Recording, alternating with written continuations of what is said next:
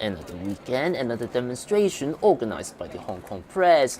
1 week after the demonstration over freedom of speech, journalists in Hong Kong took to the street on Sunday, March the 2nd, calling on everyone in Hong Kong to safeguard press freedom and say no to violence. The demonstration came following the stabling of former chief editor of MMXIV, now the chief operating officer of MediaNet Resources, Kevin Lau, in Sai Wan Ho waterfront on Wednesday, February 26. In an unprecedented move today, 5 organizations within the press industry formed an alliance called the Press Coalition Against Violence. The demonstration is something for us to show our strength, and we are giving a very strong message to the community that the media organizations, the media itself, can act together in against violence and threats to our community. This is something we cannot tolerate. Despite different background or different ideology. Despite the sacking of radio commentator Li Wai-ling and the attack of Kevin Lau, which took place about a fortnight before the NPC and CPPCC conference seasons to be taken place on Monday and Wednesday respectively, the organizers do not believe that Peking was the mastermind of those incidents.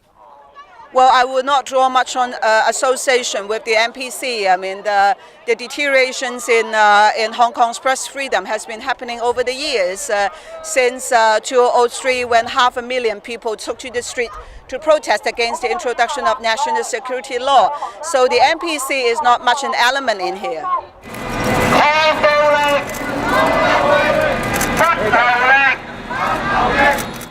The march set off from the government headquarters in Tamar at about 1 p.m. and arrived at the police headquarters in Wan Chai half an hour later, where they were given reassurance.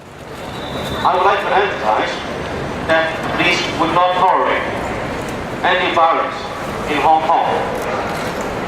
In this particular instance, the police, the media, and members of the public share the same goal, and that is to identify and to arrest the culprits. Speaking after the demonstration, MMXIV's new editor-in-chief had this to say. Hong Kong is famous for rule and law and rules of law. Well, you can't simply scold people, you can't simply hit people. Not to say you want to slash people, to chop people, you kill people. That's really too much. You cannot accept in any civilized world.